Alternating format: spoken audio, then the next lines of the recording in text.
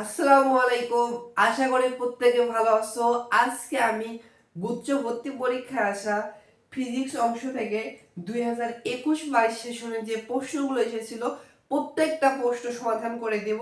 আমি তোমাদের সাথে আছি মোহাম্মদ নাজিয়াদ হাসান। আর আমার চ্যানেলে যারা নতুন আছো আমার চ্যানেলটি সাবস্ক্রাইব করে পাশে থাকবে, তাহলে এই প্রশ্নগুলো সমাধান করে দিয়ে যাবে। দেখো এই প্রশ্নে বলেছে একটি কার্যচক্রে সমতাপীয় রুদ্ধ তাপীয় প্রক্রিয়ার সংখ্যা যথাক্রমে কয়টি?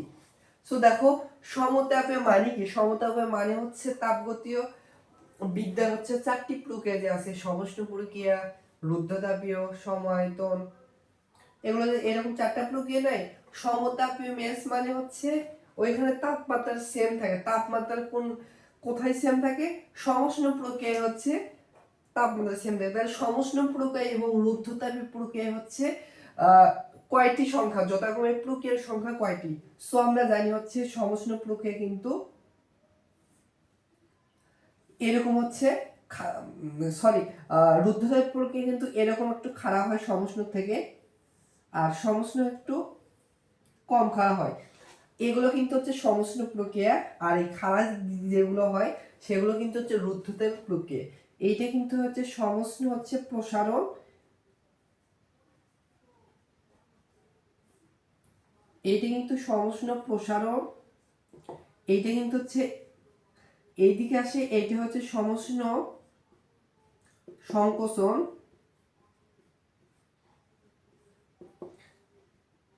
এইটা হচ্ছে রুদ্ধতাপীয়, এইটা কিন্তু হচ্ছে রুদ্ধতাপীয় প্রসারণ, আর এইটা কিন্তু হচ্ছে রুদ্ধতাপীয় রুদ্ধতাপীয় হচ্ছে সংকোচন। তাহলে কয়টা প্রক্রিয়া দেখো? সমষ্ণের জন্য এই একটা প্রক্রিয়া, এইটা হচ্ছে আরেকটা প্রক্রিয়া, দুইটা। আবার রুদ্ধতাপীয় ক্ষেত্রে দেখো এইটার ক্ষেত্রে একটা প্রক্রিয়া পাওয়া যায় আর এইটার ক্ষেত্রে আরেকটা প্রক্রিয়া পাওয়া যায়। তাহলে সমষ্ণ এবং রুদ্ধতাপীয় দেখো এইটারও দুইটা, এইটারও দুইটা, তাহলে যথাক্রমে 2,2 হবে। মানে দুইটি দুইটি করে প্রক্রিয়া পাওয়া যাবে। তাহলে অ্যানসারটা হচ্ছে ডি নাম্বার 2,2। আশা করি বুঝতে পারছো। সো দেখো প্রশ্ন বলেছে হচ্ছে একটি ব্যক্তি, মানে একজন ব্যক্তি সূর্যোদয়ের দিকে 4 মিটার যাওয়ার পরে দক্ষিণ দিকে আবার 3 মিটার যায়, তার অতিক্রান্ত দূরত্ব সরণের পার্থক্য কত? দেখো এখানে একটা দিক বলে দিচ্ছে, আরেকটা ক্লু দিয়ে দিচ্ছে। আরেকটা দিক কি? সূর্যোদয়। সূর্যোদয় মানে কি? সূর্য উদয় হচ্ছে, উঠতেছে। কোন দিক থেকে সূর্য উদিত হয়? পূর্ব দিক থেকে পশ্চিম দিকে কিন্তু সূর্য উদিত হয়। তাহলে এইটা কিন্তু হচ্ছে পূর্ব দিকের কথা বলে দিয়েছে। তাহলে এইখানে যদি একটু কর্নারটা আঁকাই দেখো, উপরের উপরেরটা হচ্ছে উত্তর, সবসময় তোমরা এভাবে আঁকাবা। উপরেরটা হচ্ছে উত্তর, নিচেরটা হচ্ছে দক্ষিণ।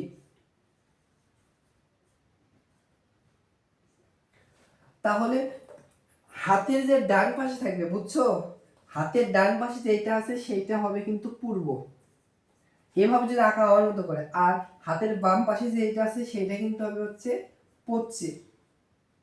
তাহলে তোমাদের সুবিধা হবে। উপরেরটা উত্তর, নিচেরটা দক্ষিণ, হাতের ডান পাশেরটা পূর্ব, বাম পাশেরটা পশ্চিম, বা তোমাদের ইচ্ছা মতো করে আঁকাতে পারো।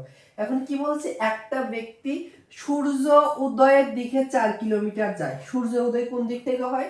পূর্ব দিক থেকে। তাহলে একটা ব্যক্তি হচ্ছে এখান থেকে যাত্রা করছে কোন দিকে? সূর্য উদয়ের দিকে, মানে পূর্ব দিকে।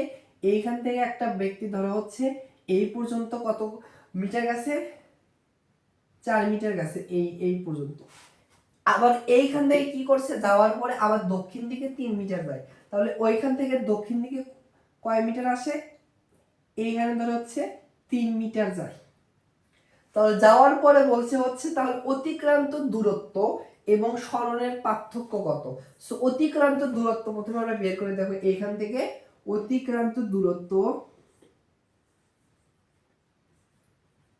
অতিক্রান্ত দূরত্ব মানে অতিক্রান্ত দূরত্বটা হচ্ছে একটা হচ্ছে স্কেলার রাশি।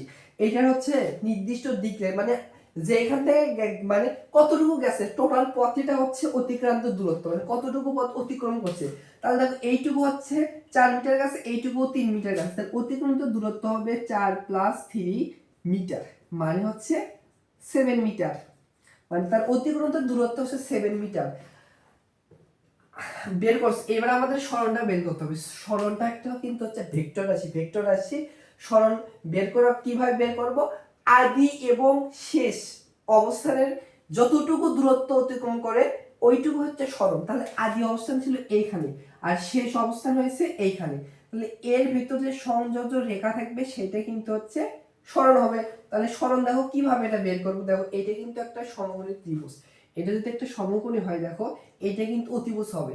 তাহলে অতিভুজ কিভাবে বের করব, এটা ধরো লম্ব, এটা ধরো ভূমি, তাহলে অতিভুজ হবে √ওভার লম্ব স্কয়ার, তাহলে হচ্ছে 16 প্লাস ভূমি স্কয়ার 3 4 9, মানে √ওভার হচ্ছে 25, দ্যাট মিন্স 5। তাহলে এইটুকু সরণটা পাইলাম কত, সরণ পাইলাম অথবা আমরা সরণ পাইলাম হচ্ছে 5। এখন কি বলছে, দূরত্ব সরণের পার্থক্য কত, জাস্ট মাইনাস করে দেবো বড় থেকে ছোট। তো দূরত্ব দেখো 7, অতএব পার্থক্যটা হবে হচ্ছে দূরত্ব কত পাইলাম 7 মাইনাস সরণটা পাইলাম হচ্ছে 5, তাহলে কত 7 - 5 মানে হচ্ছে 2 মিটার।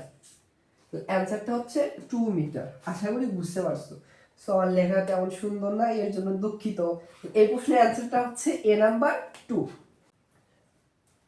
দেখো এই প্রশ্ন বলেছে গাছ থেকে হাফ কেজি ভরের একটা আম খাড়া নিচের দিকে পড়ছে, মানে বাতাসের বাধা বল আছে হচ্ছে 2.4 নিউটন হলে তাহলে আমটির ত্বরণ কত। এই প্রশ্ন ক্ষেত্রে সুন্দর একটা শর্টকাট আছে, শর্টকাটটা হচ্ছে আমটির ত্বরণ মানে হচ্ছে যে বস্তুর ত্বরণ বের করতে বলবে, মানে ওপর থেকে একটা নিচের দিকে যদি একটা বস্তু পড়ে আর যদি বাতাসের বল থাকে, মানে বাতাসের যদি বাধা থাকে সেটা মানে ওই বস্তুর ত্বরণ বের করার ফর্মুলা হচ্ছে জি, মানে এ সমান সমান জি মাইনাস বাধা বল, মানে বাতাসের বাধা বল ডিভাইডেড হচ্ছে বস্তুর ভর, যে বস্তু নিচের দিকে পড়বে বস্তুর ভর। এই শর্টকাটটি তোমরা মুখস্থ রাখবা, তুমি খুব সহজে এই প্রশ্নের সমাধান করতে পারবা। তাহলে দেখো জির মান কত, আমরা জানি জির মান হচ্ছে 9.8, এরপরে মাইনাস বাধা বল, দেখো প্রশ্নে কিন্তু বলে দিয়েছে বাধা বল কত 2.4 নিউটন, 2.4 নিউটন ডিভাইডেড বস্তুর ভর কত বলেছে হাফ কেজি। এই 0.5 কে আমরা তোমাদের হাতে ক্যালকুলেশন করতে হবে, তো তোমাদের হাতে ক্যালকুলেশন সুবিধার্থে 1/2 লিখতেই পারি। তাহলে এইখানে দেখো হচ্ছে 9.8 মাইনাস ভগ্নাংশের নিচে যদি 1 সামথিং থাকে হর উল্টে যায়, তাহলে উপরে আছে 2.4, এটার সাথে এই হরটা উপরে চলে যাবে হচ্ছে 2 আর নিচে 1 আসবে আর লিখলাম না। যদি এখানে ক্যালকুলেশন করি 9.8, এখানে হবে 2.4 এর সাথে 2 গুণ করলে 4.8। এবার দেখো 8 থেকে যদি এইটা মাইনাস করো তখন কত হবে 5। এটা কি এটা আমরা কি পাইলাম, অতএব ত্বরণ, কিসের ত্বরণ, আমের ত্বরণ, এ সমান সমান আমরা পাইলাম হচ্ছে 5 মিটার ইনভার্স 2 ত্বরণের উত্তর। অ্যানসারটা হচ্ছে 5। এই প্রশ্নের অ্যানসার হচ্ছে এ নাম্বার 5। বলেছে হচ্ছে x y সমতলে একটা ভেক্টর দিয়েছে, ভেক্টরের দৈর্ঘ্য কত এটা বের করতে বলেছে। সো দেখো x অক্ষ বরাবর i ভেক্টর কাজ করে, y অক্ষ বরাবর হচ্ছে z ভেক্টর কাজ করে, আর x y z এটা হচ্ছে i বরাবর হচ্ছে x ভেক্টর, z বরাবর হচ্ছে y ভেক্টর, আর z বরাবর হচ্ছে k ভেক্টর, k গ্যাপ কাজ করে। তাহলে কিসের ক্ষেত্রে বের করতে বলেছে, আমাদের হচ্ছে x এবং y সমতলে কত সেটা বের করতে বলেছে, সেটা বের করতে অতএব x এবং y সমতলে যেটা মানে হচ্ছে যে সমতলে হচ্ছে ভেক্টরটি কাজ করতে সেটা দৈর্ঘ্য হবে √i এর সহগ 6, এরপর হচ্ছে স্কয়ার প্লাস হচ্ছে z এর সহগ যেটা সেটা পরে স্কয়ার। তাহলে এখানে ক্যালকুলেশন করলে দেখো এখানে হবে হচ্ছে 36, এখানে হবে হচ্ছে 64, তাহলে এখানে হবে √100, দ্যাট মিন্স 10 একক। তাহলে অ্যানসারটা হচ্ছে বি নাম্বার 10 একক। দেখো এই প্রশ্নে আমাদের হচ্ছে মহাকর্ষীয় ধ্রুবকের মাত্রা কত এইটা আমাদের বের করতে বলেছে। সো তোমরা মুখস্থ রাখবা মহাকর্ষীয় ধ্রুবক জি এর মাত্রা, এই জি এর মাত্রাটা হচ্ছে M inverse 1 L 3 T inverse 2, এটা মুখস্থ রাখবা বারবার, কিন্তু এই মাত্রার এইগুলো প্রশ্নে আসে। তো দেখো এটার সাথে এ নাম্বার অপশন মিলে গেছে, এ নাম্বার হচ্ছে কারেক্ট অ্যান্সার। দেখো এই প্রশ্নে বলেছে হচ্ছে স্থির আয়তনে একটা গ্যাসের তাপমাত্রা যখন বৃদ্ধি করা হয় তাহলে ওই গ্যাসের কি ঘটে অপশনগুলোর ভিতর। কি বলছে, স্থির আয়তন, স্থির আয়তনের সাথে চাপ মানে হচ্ছে আদর্শ গ্যাসের সম্পর্ক কার, স্থির আয়তন যখন ভি যখন হচ্ছে স্থির থাকে, গিলুসাকের সূত্র থেকে আমরা জানি হচ্ছে তা আর দুইটা যে আছে, আরো যে দুইটা আছে ভি স্থির, তাহলে হচ্ছে টি আর হচ্ছে কি থাকে পি চাপ, টি আর পির ভিতর, টি আর পির ভিতর কিন্তু হচ্ছে সমানুপাতিক সম্পর্ক, যখন গেলুসাকের সূত্র থেকে ভিটা হচ্ছে কনস্ট্যান্ট থাকে। তাহলে কি বলছে দেখো, তাপমাত্রা বৃদ্ধি যদি করা হয় সমানুপাতিক সম্পর্ক, তাপমাত্রা যখন বাড়াবা তখন কিন্তু হচ্ছে এই চাপও কিন্তু বৃদ্ধি পাবে। তাহলে এখান থেকে একটা আমরা সিদ্ধান্ত নিতে পারলাম যে তাপমাত্রা যখন বাড়বে তখন কিন্তু চাপও বাড়বে, এক কন্ডিশন।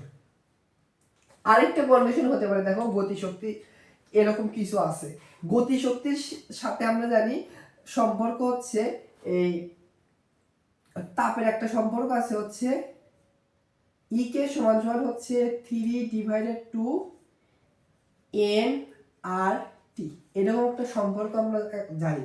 এখন কি বলছে, স্থির আয়তন, এখানে স্থির আয়তন যখন স্থির থাকবে তখন তাপমাত্রা বাড়ানো হবে, দেখো তাহলে গতিশক্তির সাথে টি সম্পর্ক আমরা নিব, ই কে সমানুপাতিক কিন্তু হচ্ছে টি, যখন হচ্ছে তাপমাত্রা বৃদ্ধি করা হয় তখনও গতিশক্তি বৃদ্ধি পায়। তাহলে এইখান থেকে আমরা দুইটা সিদ্ধান্ত নিতে পারি বা দুইটা উত্তর হচ্ছে, তাপমাত্রা যখন বৃদ্ধি করা হয় তখন চাপ বৃদ্ধি পায়, আবার তাপমাত্রা বৃদ্ধি করলে গতিশক্তি বৃদ্ধি পায়। তাহলে এই প্রশ্নের অ্যান্সার হবে চাপ ও গতিশক্তি দুইটাই বৃদ্ধি পাবে। খ নাম্বার অ্যান্সার কেন হবে না, চাপ ও গতিশক্তি কমবে না, কমবে না, কারণ হচ্ছে চাপ বাড়লে তাপমাত্রা বাড়লে চাপও বাড়বে, গতিশক্তি বাড়বে, কমবে না। কিন্তু ব্যস্তানুপাতিক সম্পর্ক হলে এইটা হতো না। আবার ডিরেক্টলি হচ্ছে স্থির আয়তন, স্থির আয়তনের সাথে ঘনত্বের ডিরেক্টলি সম্পর্ক নেই, টির সাথে সম্পর্ক ছিল। কিন্তু আমরা জানি এই ঘনত্ব ডি সমান সমান হচ্ছে পি এম আর টি, এই ঘনত্বের কার সাথে সম্পর্ক আছে, চাপের, এরপরে আণবিক ভরের আর এর, আর হচ্ছে টি। সো আয়তনে কিন্তু সম্পর্ক হবে, সেহেতু এই দুইটা আনসার এই জন্য হবে। আশা করি বুঝতে পারছো। তো এই প্রশ্নের ক্ষেত্রে একটা সুন্দর শর্টকাট আছে, বলছে v1 বেগে একটা বুলেট শুধুমাত্র নির্দিষ্ট পুরুত্বের একটা তক্তা ভেদ করতে পারে। এইরকম মানে ওই রকমই সেম পুরুত্বেরই কয়টি তক্তা ভেদ করতে পারবে। সো এইটার ফর্মুলাটা হচ্ছে, তাহলে 9টি ভেদ করতে পারলে ওই বুলেটের বেগ কত হয় এইটা বের করতে বলছে। সো দেখো ধরি হচ্ছে বুলেটের বেগ হচ্ছে ভি, এইটার সাথে হচ্ছে তক্তা সংখ্যা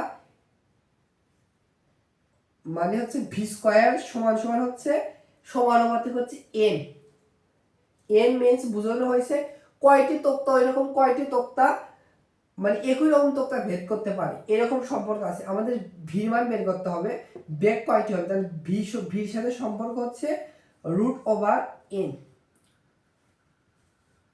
তাহলে দেখো এনটা হচ্ছে কয়টি তক্তা ভেদ করতে পারে, এখানে যদি বসে দিই তাহলে দেখো ভি সমান সমান আসবে √n। প্রশ্নে উল্লেখ করেছে 9টি, এন এর পরিবর্তে 9 বসিয়ে দিই তাহলে দেখো বেগ চলে আসবে হচ্ছে 3 মিটার পার সেকেন্ড। তাহলে এই প্রশ্নের অ্যান্সারটা হচ্ছে 3, ও আদিবেগ হবে এর সাথে কিন্তু v1 মানে আদিবেগ যেটা ছিল সেটা হবে 3v1, ডি নাম্বার হচ্ছে কারেক্ট অ্যান্সার। দেখো এই প্রশ্ন বলেছে হচ্ছে সংরক্ষণশীল বল দ্বারা 1 কেজি ভরের একটা বস্তুকে এ থেকে বি বিন্দুতে নেওয়া হলো, আবার বি থেকে এ বিন্দুতে ফিরে আনা হলে বস্তুটি কত কাজ করবে। তাহলে দেখো সংরক্ষণশীল বলের ক্ষেত্রে কোনো বস্তুকে ধরো এ অবস্থানে একটা বস্তু আছে, এইখান থেকে বি অবস্থানে নিয়ে গেছো, আবার পুনরায় হচ্ছে বি অবস্থান থেকে ওই বস্তুকে এ অবস্থানে আনছো, তাহলে এটা মনে রাখবে সংরক্ষণশীল বলের ক্ষেত্রে ওই বস্তুর কৃত কাজ 0 হয়। মানে একটা বস্তুকে মানে একটা নির্দিষ্ট স্থান থেকে অন্য স্থানে নিয়ে যাওয়ার পর ওই স্থান থেকে আবার আগের স্থানে যদি নিয়ে আসা হয় সংরক্ষণশীল বলের ক্ষেত্রে কৃত কাজটা 0 হয়। বি নাম্বার হচ্ছে কারেক্ট অ্যান্সার। দেখো এই প্রশ্ন বলছে একটা কণা ভি বেগে চলে যাতে তার স্থির ভরের দ্বিগুণ হয়। মানে একটা কণা যখন ভি বেগে চলে তখন তার ভর যে আগের ভর ছিল স্থির ভর, এই স্থির ভরের দ্বিগুণ বল হয়। তাহলে যদি সি আলোর বেগ হয় তাহলে নিচের কোন সম্পর্কটি সঠিক?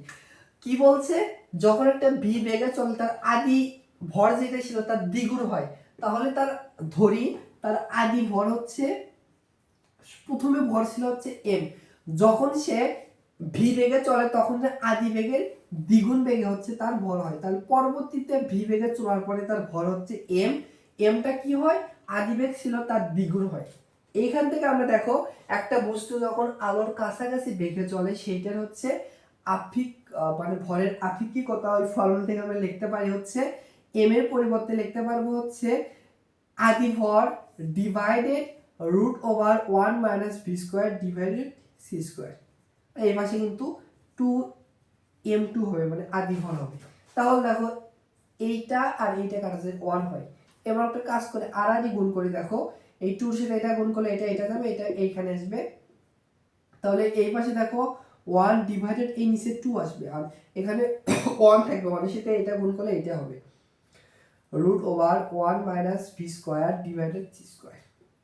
√1 আছে, উভয় পক্ষকে বর্গ করি তাহলে হবে 1/4, এখানে হবে 1 - v স্কয়ার ডিভাইডেড হচ্ছে c স্কয়ার। এইবার দেখো কি করা যায়,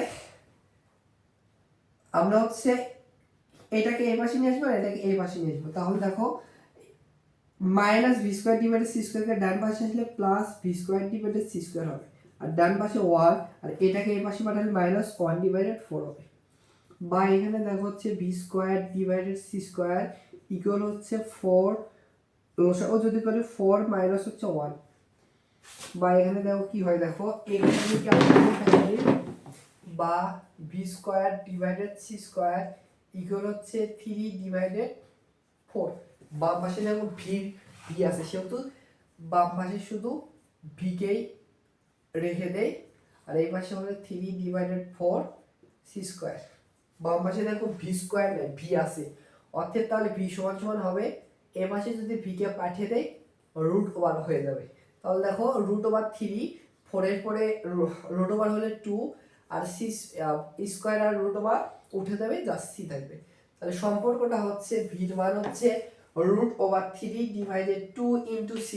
দেখো এইটার সাথে আমাদের হচ্ছে ডি নাম্বার অপশন মিলে যাচ্ছে, সো ডি নাম্বার হচ্ছে এই প্রশ্নে কারেক্ট অ্যান্সার। আশা করি বুঝতে পারছো। দেখো এই প্রশ্নে বলছে পাশের চিত্রের বর্তনীর এ এবং বি বিন্দুর মধ্যকার তুল্য রোধ কত ওহম, এইটা বের করতে বলেছে। সো দেখো যে বর্তনীটা দেয়া আছে, এই বর্তনীটা এটাই এখানে লেগেছি।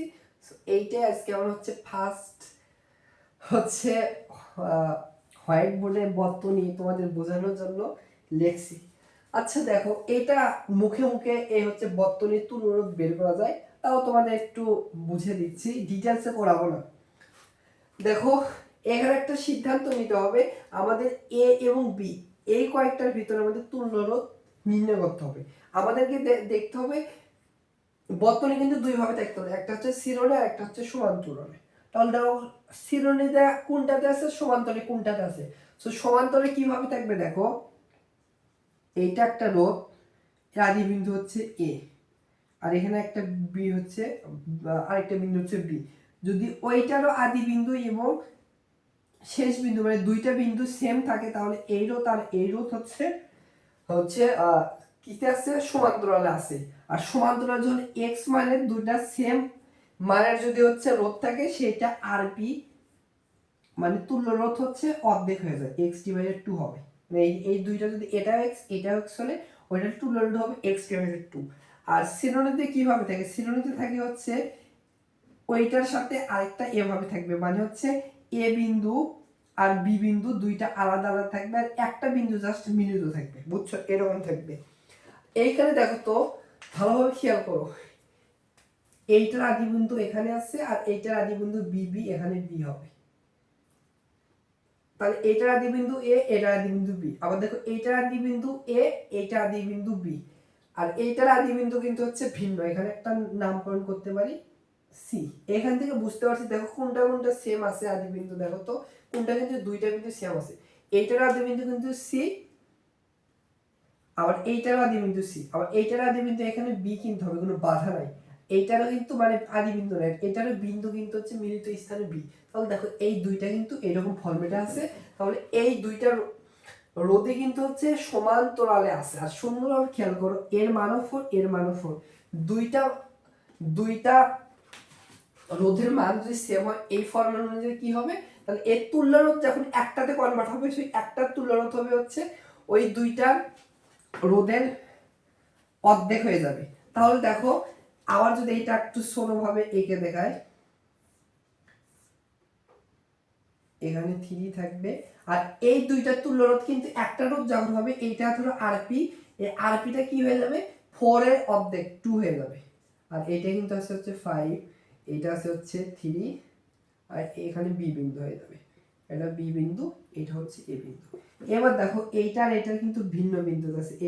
এটার আদি বিন্দু এইখানে, এইটার আদি বিন্দু এইখানে আলাদা আলাদা আছে। আলাদা আলাদা আছে মানে কি, এই দুইটা দেখেছি না কথা, এই দুইটা কিন্তু হচ্ছে শ্রেণীতে আছে, শ্রেণীর হচ্ছে যোগ করে দেবা, তাহলে তুল্য রোধ হয়ে যাবে। তাহলে এই দুইটার পরিবর্তে একটা তুল্য রোধ হবে আর এস, কত কত ছিল 3 আর 2 মানে হচ্ছে 5। আবার দেখো তো এই এই দুইটারও বিন্দু এইখানে মিলিত হচ্ছে, এইটারও বিন্দু এইখানে মিলিত হচ্ছে, এই দুইটা কিন্তু প্যারালালে বা সমান্তরালে আছে। তাহলে এইটারও তুল্যরোধ কি হবে, অতএব সর্বশেষ আরপিটা হবে হচ্ছে এইটার এটা দুইটা সেম মানের রোধ, তাহলে অর্ধেক হয়ে যাবে। 5/2 মানে হচ্ছে 2.5 ওহম। তাহলে এটার সাথে দেখো কোনটা মিলে যাচ্ছে, এই ডি নাম্বার অপশন মিলে যাচ্ছে, ডি নাম্বার হচ্ছে কারেক্ট অ্যান্সার। দেখো এই প্রশ্ন বলেছে কোন বস্তুর উপর যদি হচ্ছে 50 নিউটন বল 3 সেকেন্ড ধরে ক্রিয়া করলে বস্তুটির ভর বেগের পরিবর্তন কত KG metre second per all. তাহলে দেখো যখন হচ্ছে একটা বস্তুর বেগ এবং সময় দেয়া থাকবে, ক্রিয়াকাল দেয়া থাকবে, সেটার ভর বেগ বের করার ফর্মুলা হচ্ছে ডেল অফ পি, মানে হচ্ছে ভরবেগের পরিবর্তন হয় হচ্ছে এফ টি। তাহলে দেখো হচ্ছে এফ এর মান কত, বল কত নিউটন প্রয়োগ করা হয়েছে 50 নিউটন, টি এর মান কত উল্লেখ করা হয়েছে 3 সেকেন্ড। তাহলে 15 এর সাথে 3 গুণ করলে 45, এটা হচ্ছে কেজি মিটার সেকেন্ড ইনভার্স অড। অ্যানসারটা হচ্ছে 45, সি নাম্বার হচ্ছে কারেক্ট অ্যানসার। দেখো এই প্রশ্ন বলছে কোন বাড়ির মেইন মিটারে যদি 4 অ্যাম্পিয়ার এবং হচ্ছে 200 ভোল্ট লেখা আছে, তাহলে ওই বাড়িতে যদি 40টি বাতি নিরাপত্তার সাথে ব্যবহার করতে পারে, তাহলে প্রত্যেকটা বাতির ক্ষমতা কত। এখান থেকে একটা বুঝতে হবে, এখান থেকে কি বলছে 40টি বাতি নিরাপত্তার সাথে জ্বলতে পারে, মানে 40টি বাতি কিভাবে জ্বলতে পারে, নিরাপত্তার সাথে জ্বলতে পারে। তাহলে 40টি বাতি মানে কি, এই টোটাল ক্ষমতাটাই হচ্ছে 40টা বাতি, মানে 40টা মানে এইখান থেকে যে পাওয়ারটা আসবে, ক্ষমতা যে আসবে, এই টোটাল পাওয়ার দ্বারা মানে ক্ষমতা দ্বারাই কিন্তু 40টা বাতি জ্বলে। তাহলে আমরা একটা বাতি মানে প্রতিটি মানে একটা বাতির ক্ষমতা কিভাবে পাবো, আমরা এইখান থেকে টোটাল যে ক্ষমতা থাকবে, টোটাল ক্ষমতাকে 40 দ্বারা ভাগ করলে কিন্তু একটা ক্ষমতা পাবো, বুঝছো। তাহলে আমরা প্রথমে মোট বা টোটাল ক্ষমতা বা পাওয়ার এখান থেকে বের করব। দেখো আমরা জানি ক্ষমতা সমান সমান পি সমান সমান ভি আই, মানে টোটাল ক্ষমতা বের হবে।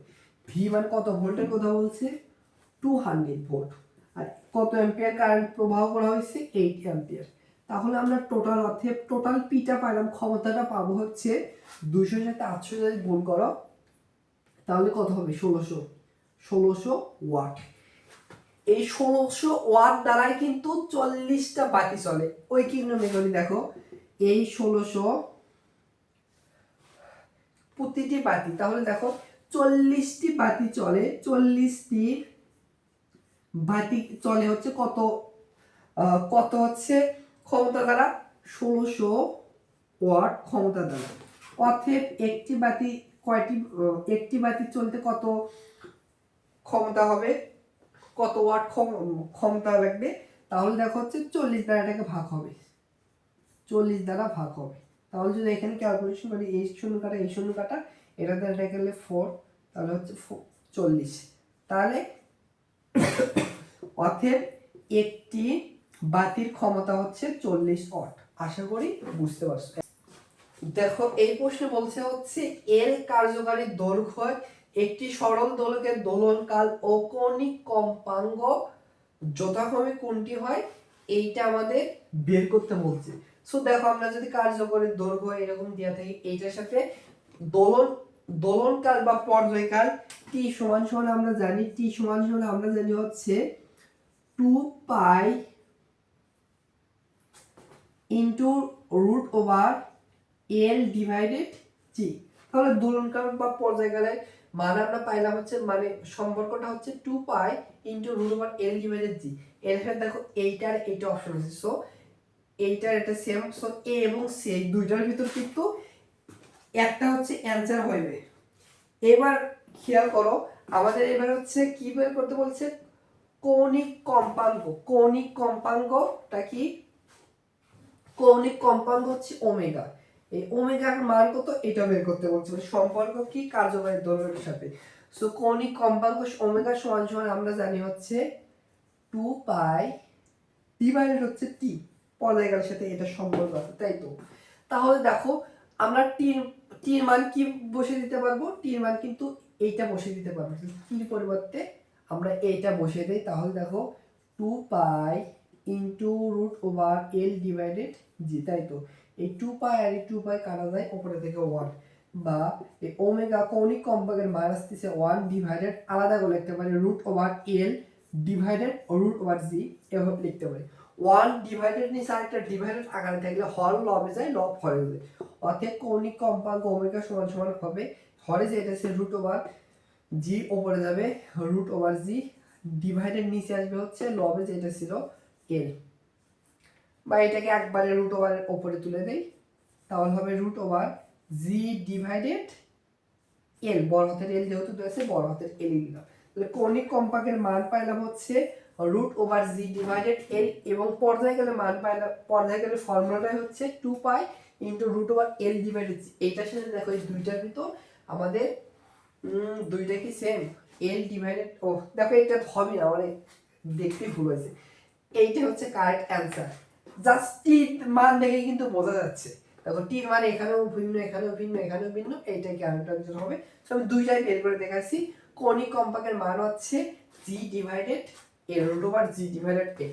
আশা করি বুঝতে পারছো। আর এই দুইটা ফর্মুলা হিসেবে দুইটাই মুখস্থ রাখবা, যে এটা হচ্ছে পর্যায়কাল ফর্মুলা আর হচ্ছে কৌণিক কম্পাঙ্কের ফর্মুলা হচ্ছে রুট ওভার জি ডিভাইডেড এল।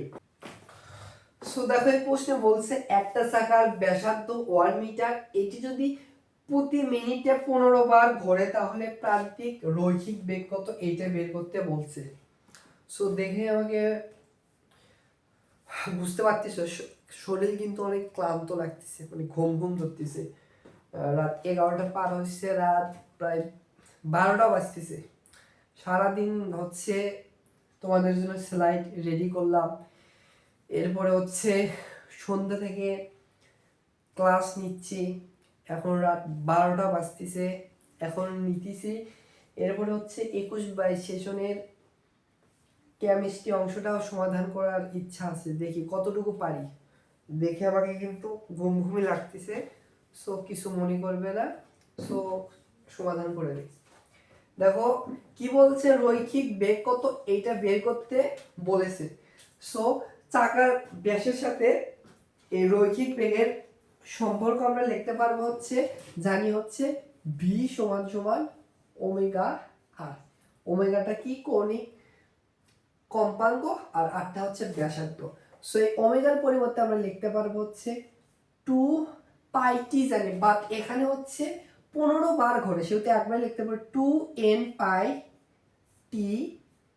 আর এর পর এটা হচ্ছে আরটা আই, এখন বসিয়ে দেবো। দেখো কি কি ডাটা দিয়ে আছে, 2 ইন্টু এন কতবার ঘুরছে সেটা হচ্ছে এন, 15 বার 15, ইন্টু হচ্ছে পাই, আর টি কতবার বলছে, কত মিনিট বলছে, এটি মিনিটে, মিনিট মিনস কি আমরা জানি 1 মিনিটের কথা বলছি, 1 মিনিট কত সেকেন্ড হয়? 60 সেকেন্ড। টির পরিবর্তে আমরা লিখতে পারবো হচ্ছে 60 সেকেন্ড। আর আরটা হচ্ছে ব্যাসার্ধ, ব্যাসার্ধের মান কত? 1 মিটার। এখানে ক্যালকুলেশন করলে অ্যান্সার চলে আসবে। উপরে দেখো হচ্ছে 2 এর সাথে 15 গুণ করলে হচ্ছে 30, 30 দ্বারা 60 কে ভাগ করলে হবে 2, 2 এর সাথে 1 এর সাথে এটা গুণ করলে এটা হবে। অতএব অ্যান্সারটা হবে হচ্ছে পাই ডিভাইডেড 2। এইটার সাথে দেখো আমাদের বি নাম্বার অপশন মিলে যাচ্ছে, বি নাম্বার হচ্ছে কারেক্ট অ্যান্সার। দেখো এই প্রশ্ন থিওরিটিক্যাল প্রশ্ন, বলছে একটি অর্ধ পরিবাহী তাপমাত্রা যখন 300 কেলভিন থেকে 350 কেলভিন পর্যন্ত বাড়ানো হলো, দ্যাট মিন্স তাপমাত্রা বাড়ানো হয়েছে। সো আশা করি জানো অর্ধ পরিবাহীর যখন তাপমাত্রা বৃদ্ধি পায় তখন কি হয় বলতো? তখন কিন্তু তড়িৎ প্রবাহ হয়। কেন তড়িৎ প্রবাহ হয়? ওর ভিতর কিন্তু হচ্ছে ইলেকট্রন আদান প্রদান করতে পারে, তখনই কিন্তু তড়িৎ প্রবাহ হয়। যখন হচ্ছে তো মানে তার ভিতর দিয়ে ইলেকট্রন আদান প্রদান হতে পারে তখনই কিন্তু হচ্ছে তড়িৎ প্রবাহ হয়। এখানে কি বলছে দেখো, অর্ধপরিবাহীর তাপমাত্রা যদি বাড়ানো হয় তখন কি ঘটে? তখন কিন্তু ইলেকট্রনগুলো যে থাকে ওই বস্তুর ভিতর, যে ইলেকট্রনগুলো থাকে সেই ইলেকট্রনগুলো পাস হতে পারে, মানে তার ভিতর মুক্ত ইলেকট্রন সংখ্যা বৃদ্ধি পায়। তাহলে এই প্রশ্নের অ্যান্সারটা হচ্ছে মুক্ত ইলেকট্রন সংখ্যা বাড়বে। এই প্রশ্ন হচ্ছে, এটা হচ্ছে বাইনারিতে দেওয়া আছে, বেস হচ্ছে 2, এর সমতুল্য ডেসিমাল কত? ডেসিমাল সংখ্যাতে বলো, ডেসিমালের বেস কত? 10 ভিত্তিক, আমরা যেগুলো দশমিকে ব্যবহার করি এইটা। সো দেখো যে এটা দেওয়া আছে, এটা লিখো 1 1 0 1 1 2, এটাকে আমাদের হচ্ছে ডেসিমালে কনভার্ট করতে হবে। দেখো দুই ভাবে কনভার্ট করা যায়, সিম্পল নিয়মটা আমি শিখিয়ে দিচ্ছি। 2 4 1 2 4 মানে দ্বিগুণ করে আসবে, দ্বিগুণ করা হবে। এই 1 এর দ্বিগুণ হচ্ছে 2, 2 এর দ্বিগুণ হচ্ছে 4, 4 এর দ্বিগুণ কত? কত? 8। এভাবে কয়টা আছে? 2 4 6 ঘর পর্যন্ত বাম দিকে আসবে। 18 এর দ্বিগুণ হচ্ছে 16, 16 এর দ্বিগুণ হচ্ছে 32। এভাবে লিখবে। এরপর দেখো যে 1 0 1 0 দেয়া আছে এই সংখ্যার উপর লিখবা। দেখো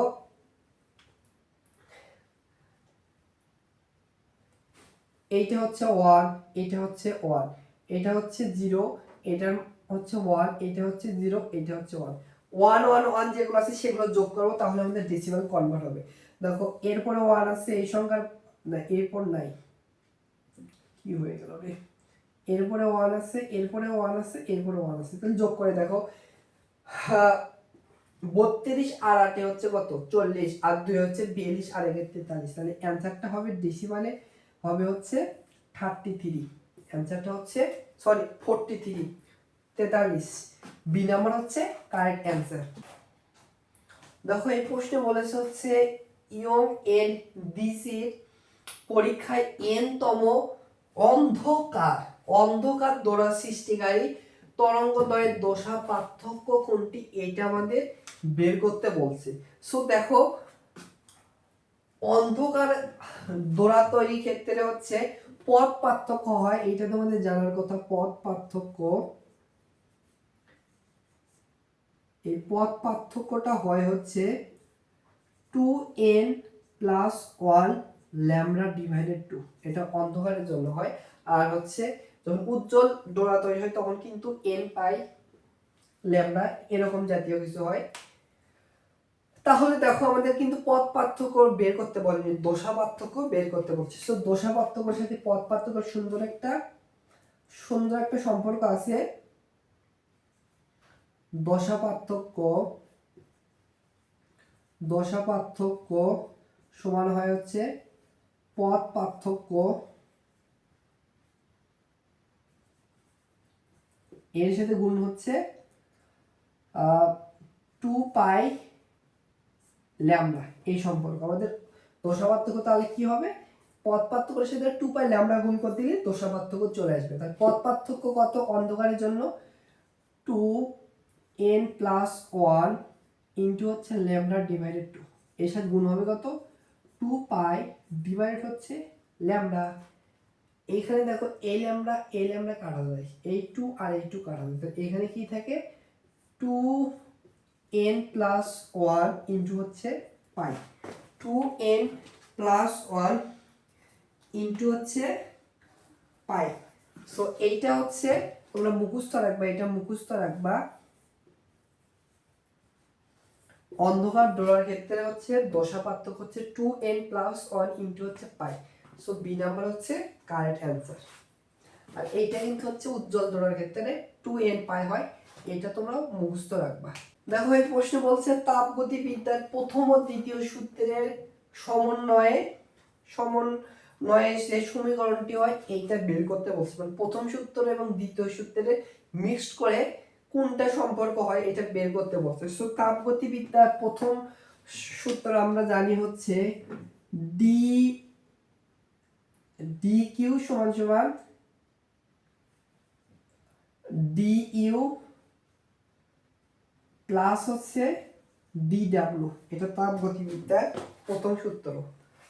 আর তাপগতিবিদ্যার দ্বিতীয় সূত্র হচ্ছে এনটিপি সূত্র হচ্ছে ডি এ সমান সমান হয় ডি কিউ ডিভাইডেড টি। তাহলে দেখো তো এই প্রথম এবং দ্বিতীয় ভিতরে সম্পর্ক, আমাদের দুইটার ভিতরে সম্পর্ক আছে, রিলেশন কোনটা আছে দেখো তো।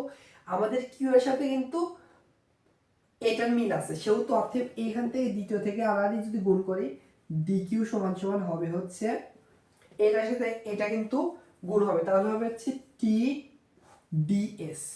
এটা দ্বিতীয় সম্পর্ক, দ্বিতীয় সূত্র থেকে সম্পর্ক পেলাম। এবার আমরা একটা রিপ্লেস করে দিই, দেখো ডি কিউর পরিবর্তে আমরা প্রথম সূত্রে হচ্ছে এটা বসে দিতে পারি, বা দেখো এই ডি কিউর পরিবর্তে আমরা হচ্ছে টি ডিএস এটা বসে দিতে পারি, ইকুয়াল হচ্ছে কি হবে ডি ইউ প্লাস হচ্ছে ডি ডাব্লিউ। দেখো তো এইটার সাথে হুবহু কোনটা মিল দিছে, এখনো কিন্তু মিল দিছে না, এইটুকু মিল দিছে, বাট ডি ডাব্লিউ কিন্তু নাই অপশনগুলোর ভিতর। সো দেখো ডি ডাব্লিউ সমান সমান কি লিখতে পারি, আমরা জানি কৃতকার সমান সমান পি ডিভি, পি ডিভি, তাই তো লিখতে পারি কিন্তু। তাহলে দেখো এটার সাথে কিন্তু হুবহু মিলে যাচ্ছে, একটা এই ডি নাম্বার অপশন কিন্তু হুবহু মিলে যাচ্ছে। আর তোমরা এইটাও মুখস্থ রাখবা, এগুলো কিন্তু চেঞ্জ হয় না, এগুলো মুখস্থ রাখবা যে প্রথম তাপগতিবিদ্যার প্রথম সূত্র এবং দ্বিতীয় সূত্রের ভিতর রিলেশন হচ্ছে টিডিএস ইকুয়াল ডিইউ প্লাস হচ্ছে পিডিবি, এইটা হচ্ছে কারেক্ট অ্যান্সার।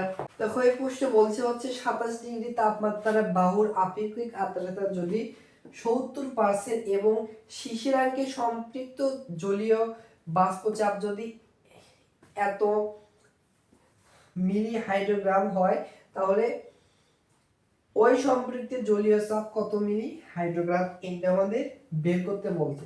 সো আমরা কি জানি, আমরা জানি আপেক্ষিক আর্দ্রতা সমান সমান শিশিরাঙ্কে সম্পৃক্ত জলীয় চাপ ডিভাইডেড ওই তাপমাত্রায় সম্পৃক্ত জলীয় চাপ গুণন কিন্তু 100% হয়, 100% হয়। এবার খেয়াল করো কি বের করতে বলছে, ওই তাপমাত্রায়, তাহলে আমাদের এই নিচে যেটা আছে এইটা বের করতে বলছে, একটু আড়াআড়ি গুণ করি, বা ওই তাপমাত্রায় সম্পৃক্ত চাপটা হবে হচ্ছে উপরে শিশিরাঙ্কের তা থাকবে, উপরে হচ্ছে শিশিরাঙ্কের ওই তাপমাত্রা থাকবে, নিচে হচ্ছে আপেক্ষিক আর্দ্রতা থাকবে, আর এর সাথে কিন্তু 100% গুণ হবে। তাহলে দেখো শিশিরাঙ্কে সম্পৃক্ত জলীয় বাষ্পচাপ কত বলে দিয়েছে, 14 গুণন 10⁻³ ডিভাইডেড আপেক্ষিক আর্দ্রতা কত 70%, 70%, আর এখানে কিন্তু হচ্ছে 100%। এইবার দেখো এই পার্সেন্ট উঠে যাবে, এইখান থেকে ক্যালকুলেশন করে এই 0 আর এই 0 কাটা যাবে, 14 কে 7 দ্বারা ভাগ করলে হবে হচ্ছে 2 গুণন 10 ইনভার্স হচ্ছে 3, আর এখানে হচ্ছে 10 গুণ অবস্থায় আছে, তাহলে দেখো 10 এর সাথে 2 গুণ করলে হচ্ছে 20 গুণন হচ্ছে 10 ইনভার্স হচ্ছে 3, এটা হচ্ছে মিলি হাইড্রোগ্রাম। অ্যান্সারটা হচ্ছে 20 গুণন 10⁻³ সো সি নাম্বার হচ্ছে কারেক্ট অ্যান্সার। নিয়মের ডিসির পরীক্ষায় যদি ল্যামডা তরঙ্গ দৈর্ঘ্যের আলো ব্যবহার করা হয়, যদি পাশাপাশি দুইটা উজ্জ্বল দোলার দূরত্ব ডি হয়, তবে নিচের কোন সম্পর্কটি সঠিক। সো দেখো ইয়ংকের ডিসির পরীক্ষায় মানে হচ্ছে তরঙ্গ, আলফা তরঙ্গ দৈর্ঘ্য যদি ব্যবহার করা হয় সেটা পাশাপাশি দূরত্ব যদি আমরা হচ্ছে জানি হচ্ছে ফর্মুলা হচ্ছে পাশাপাশি দূরত্ব হচ্ছে ডেল এক্স, ফর্মুলা হচ্ছে ডি ল্যামডা ডিভাইডেড এ।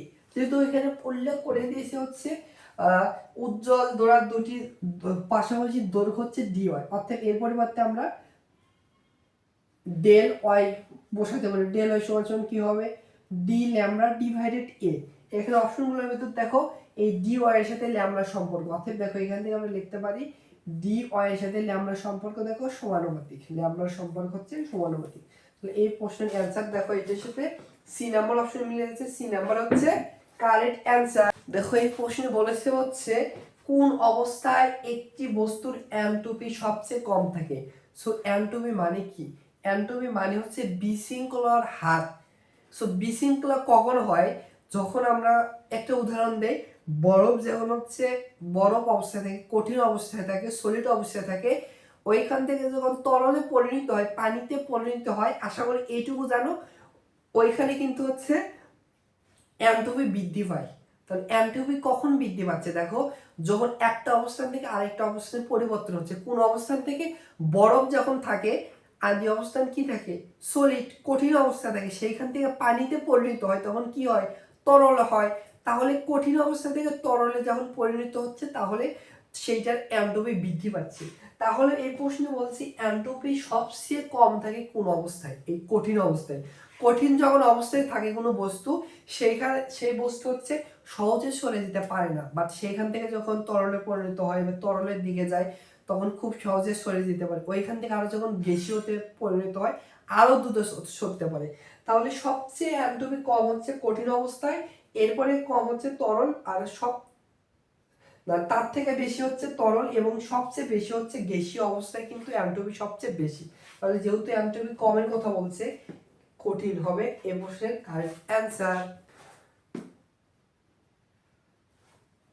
দেখো এই প্রশ্নে বলছে কেন্দ্রমুখী বল যদি হচ্ছে এফ, এর প্রভাবে যদি আর ব্যাসার্ধের বৃত্তাকার পথে ঘূর্ণনরত একটি কণার উপর টর্কের মান কত। সো টর্ক সমান সমান আমরা জানি হচ্ছে এফ আর সাইন থিটা। এখন কি বলছে এখানে, বলছে হচ্ছে একটা বৃত্তাকার পথে একটা কণা ঘুরতেছে, কেন্দ্রমুখী বল হচ্ছে এফ, এর প্রভাবে হচ্ছে আর ব্যাসার্ধের একটা বৃত্তাকার পথে ঘুরতেছে। সো দেখো এইখানে যদি হচ্ছে এইদিকে যদি হচ্ছে একটা আর মানে এফ বল ক্রিয়া করে, তার প্রতিক্রিয়া বল কিন্তু হচ্ছে আরেকটা যে ঘুরবে, এই প্রতিক্রিয়া বল আর ব্যাসার্ধের হচ্ছে চাকা হচ্ছে বিপরীত দিকে ক্রিয়া করে, তাই তো।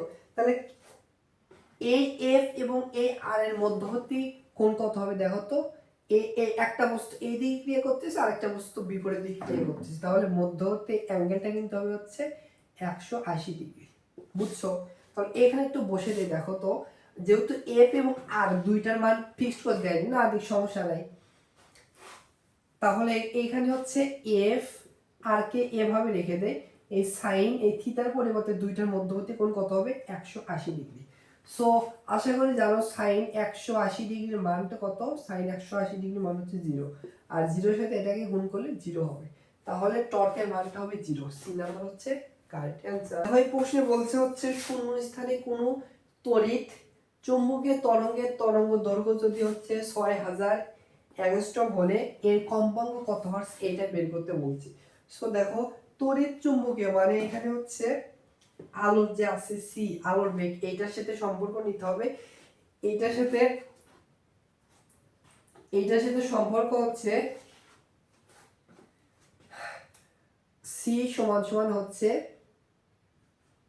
ভি ওই তরঙ্গ দৈর্ঘ্য হয়, এটা একটা ফর্মুলা আছে, মানে ফর্মুলা থেকে রিলেশন এইটা আছে, সি সমান সমান ভি ল্যামডা। কিসের মান বের করতে বলছে, কম্পাঙ্ক, এটা হচ্ছে ডিরেক্টলি ভি না, একটা কম্পাঙ্ক এভাবে একটু বেঁকা হয়, তাহলে বা এইখান থেকে এই কম্পাঙ্ক সমান সমান হবে হচ্ছে সি ডিভাইডেড ল্যামডা। তাহলে দেখো সির মান কত, আলোর বেগ কত বলো তো? আলোর বেগ হচ্ছে আমরা জানি 3 লক্ষ, 3 গুণন 10⁸ আর তরঙ্গ দৈর্ঘ্য কত বলেছে? 6000 অ্যাংস্ট্রম। আমাদের মিটার নিতে হবে, অ্যাংস্ট্রমকে মিটার নিতে হলে 10⁻⁻10 দ্বারা গুণ করলে কনভার্ট হয়ে যাবে। এখানে ক্যালকুলেশন করে দেখো, এখানে দেখো হচ্ছে উপরেরটাকে এভাবে রেখে দিতে হবে। আর দেখো এটাকে আমরা 6000 কিভাবে লিখতে পারবো? 6 গুণন 3টা শূন্য, 10 এর পরে কিউব দিয়ে লিখতে পারি, গুণন এখানে আছে 10 ইনভার্স এত। দেখো দুইটা বেস সেম, দুইটা বেসের পরিবর্তে একটা বেসে কারণ পাওয়ারগুলো যোগ হবে, তাহলে এটার সাথে এটা যোগ হবে, তাহলে এটার সাথে কিন্তু +3 যোগ হবে। তাহলে দেখো 3 দ্বারা এটাকে ভাগ করলে নিচে হবে হচ্ছে 2, গুণন এখানে হবে হচ্ছে 10⁸ ডিভাইডেড নিচে হবে কত? 10 -7। এইবার দেখো অপশনগুলো দেখো, হাফ অবস্থায় কোনটাও নাই। হাফকে আমরা 0.5 এই আকারে লিখতে পারি, 1/2 কে লিখতে পারবো 0/5 বা 0/5। দেখো এই দুইটা বেস সেম, ভাগ অবস্থায় আছে, তাহলে উপরের পাওয়ার থেকে নিচের পাওয়ার বিয়োগ হবে, তাহলে -7 এর কারণে +7 হবে। তাহলে দেখো 0 কিছু নাই, সেহেতু এটাকে একটু পূর্ণ করে এভাবে লিখতে পারো, 5 গুণন 10 ইনভার্স 1 হবে, যেহেতু পয়েন্টের পর 1 ঘর, এখানে হচ্ছে 10 ইনভার্স 50। তাহলে আবার দেখো এখানে দুইটা বেস সেম, গুণ অবস্থায় আছে, একটা বেস লিখলাম, আর এইটার সাথে এই পাওয়ার যখন যোগ হবে 15 সাথে 1 যোগ হবে, তাহলে -1 হবে, তাহলে হচ্ছে 14 হবে। এই প্রশ্নের অ্যান্সার হচ্ছে 5 গুণন 10⁻10। হাতে ক্যালকুলেশন করে কিন্তু দেখে দিয়েছি, এই নাম্বার হচ্ছে কারেক্ট অ্যান্সার। তো এত মিলিমিটার হলে প্রস্থচ্ছেদের ক্ষেত্রফল নির্ণয় টুটি কত? সো প্রস্থচ্ছেদ নির্ণয়ের ক্ষেত্রে টুটি সমান সমান হয় হচ্ছে, ফর্মুলাটা হচ্ছে ডেল এ ডিভাইডেড হচ্ছে এ গুণ হচ্ছে 100%। এখান থেকে দেখো কি ডিরেক্টলি প্রস্থচ্ছেদের ক্ষেত্রফলের টুটি বলে দেয়নি, ওই তারের ব্যাসার্ধ বলে দিয়েছে। তাহলে ব্যাসার্ধর সাথে সম্পর্ক হচ্ছে টুটির ক্ষেত্রে হচ্ছে 2 গুণন ডেল আর ডিভাইডেড আর গুণ হচ্ছে 100%। তাহলে 2 গুণন ডেল আরটা হচ্ছে কতটুকু টুটি কম বেশি হয়েছে। দেখো এখানে আদি দৈর্ঘ্য মানে ব্যাসার্ধ ছিল 3, এখান থেকে কম বেশি হয়েছে +/0.06, তাহলে ডেল আর হচ্ছে 0.06 ডিভাইডেড আরটা হচ্ছে আদি ব্যাসার্ধ ছিল 3, গুণ হবে 100%। তাহলে এখানে ক্যালকুলেশন যদি করি, 2 গুণন এটার সাথে যদি 100 গুণ করা হয় তাহলে হবে হচ্ছে 6, আর নিচে আছে 3, এর সাথে কিন্তু এটা কিন্তু পার্সেন্ট আসবে, এটা যেটা অ্যান্সার আসবে এটা কিন্তু পার্সেন্টে অ্যান্সার আসবে। একটু হাতে ক্যালকুলেশন করি, 6 কে 3 দ্বারা ভাগ করলে 2 এর সাথে 2 গুণ করলে 4%, তাহলে এই প্রশ্নের অ্যান্সার হচ্ছে 4%। বি নাম্বার হচ্ছে কারেক্ট অ্যান্সার। এইটা হচ্ছে আজকের আমার সমাধান করে দেওয়ার লাস্ট প্রশ্ন। বলছে পিএন জাংশনের সংযোগস্থলে নিঃশেষিত স্তর সৃষ্টির কারণ কি? পিএন জাংশনের সংযোগস্থলে একটা নিঃশেষিত একটা স্তর তৈরি হয়, এটা থিওরিটিক্যাল প্রশ্ন, মনে রাখবা। যখন আধান বাহকের ব্যাপনটা শুরু হয় তখন হচ্ছে নিঃশেষিত স্তর সৃষ্টি হয়। তো অ্যান্সারটা হচ্ছে সি নাম্বার, আধান বাহকের ব্যাপন। সো এই ছিল হচ্ছে গুচ্ছ ভর্তি পরীক্ষা আছে 2021-22 সেশনে ফিজিক্স অংশ থেকে 25টি প্রশ্ন এসেছিল। এই 25টি প্রশ্নই আমার তরফ থেকে আমি যতটুকু পারছি তোমাদের বোঝানোর চেষ্টা করেছি। সো আর বোঝানোর ক্ষেত্রে ভুলও হতে পারে, সো কারণ আমিও তোমাদের মতো একজন স্টুডেন্ট। তোমরা যারা এখন পরীক্ষা দিচ্ছ, মানে সামনে পরীক্ষা দেবে কিছুদিন পর, সেকেন্ড টাইমার যারা আসছো 2024-25 সেশন, তোমাদের সমবয়সী আমি একজন স্টুডেন্ট। আমি 2024-25 সেশনে অ্যাডমিশন ক্যান্ডিডেট ছিলাম। আর যারা ফার্স্ট টাইমে পরীক্ষা দিচ্ছ 25-26, তোমাদের থেকে 1 বছরের হচ্ছে জাস্ট সিনিয়র। সো এক্ষেত্রে আমার ভুল হতেই পারে, যদি ভুল হয় আমাকে ভুল অবশ্যই ধরে দিবে। সো সবাই ভালো থাকবে, সুস্থ থাকবে, দেখা হচ্ছে পরবর্তী কোন ক্লাসে। আল্লাহ হাফেজ।